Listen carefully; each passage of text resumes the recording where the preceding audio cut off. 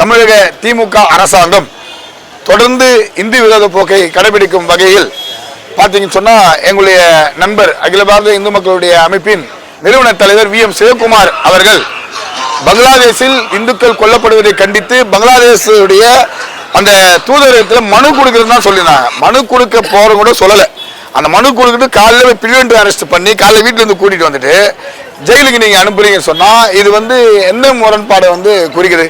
கோயில் ஏன் இடிக்கிறீங்கன்னு கேட்டால் இடிக்கிறது தடுக்க கூட போல, ஏன் இடிக்கிறீங்கன்னு கேட்டால் கைது, மனு கொடுக்க போனால் கைது, ஆர்ப்பாட்டம் பண்ண போனால் அனுமதி கிடையாது, மீறிய ஆர்ப்பாட்டம் பண்ணால் சிறையில் அடைக்கிறீங்க, போராட்டம் பண்ணால் சிறையில் அடைக்கிறீங்க, பொதுக்கூட்டத்துக்கு அனுமதி மறுக்கிறீங்க. இதெல்லாம் ஜனநாயக விரோத செயலாக தான், சர்வாதிகார செயலாக தான் இதை நாங்கள் பார்க்குறோம். தமிழக முதல்வர் ஜனநாயக முறையில் ஆட்சி செய்ய வேண்டுமே தவிர மதத்தின் அடிப்படையில் ஆட்சி செய்யக்கூடாது. இந்துக்களுக்காக இந்து மதத்தை மட்டுமே விரோதமாக கொண்டு ஆட்சி செய்கிறார். உதாரணம் பார்த்தீங்கன்னா திருப்பரங்குன்றத்தில் நீங்கள் பார்த்தீங்கன்னு சொன்னால் எந்த இஸ்லாமிலையும் அங்கே ஃபர்ஸ்ட் அந்த ஜி.ஆர். சுவாமிநாதன் அவர்கள் தீர்ப்பு வழங்கும் வரை அந்த தர்காவுடைய பிரதிநிதிகள் கூட அந்த நீதிமன்றத்தை நாடவே இல்லை.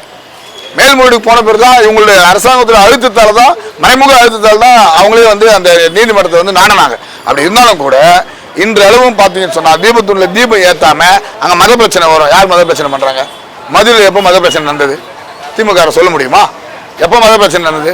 அந்த வாஞ்சிநாத வழக்கறிஞர் சொல்கிறாரு, அங்கே சர்வே கல்லுன்னு சொன்னீங்க, கனிமொழி எம்பி சர்வே கல்லுன்னு சொன்னீங்க.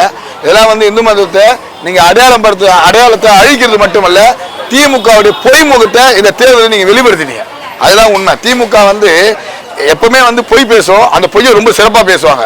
ஆனால் என்னன்னு கேட்டீங்கன்னு சொன்னால் இதில் அது எடுபடலை. ஏன் எடுபடலை கேட்டிங்கன்னா, எம்பெருமான் முருகனுடைய ஸ்தலம், அது ஆறுபடை வீட்டினுடைய முதல் படை வீடு. அங்கே போய் முருகர்கிட்ட போயிட்டு நீங்கள் போய் பேச முடியுமா? அரசியல் பேச முடியுமா? மனசார்ந்த அரசியல் பேச முடியுமா? முடியவே முடியாது. தீபத்துள்ள நிச்சயமா நாங்கள் தீபம் ஏற்றுவோம். எங்கள் நண்பர் ராமகுமார் தொடர்ந்த வழக்கின் அடிப்படையில் ஜி.ஆர்.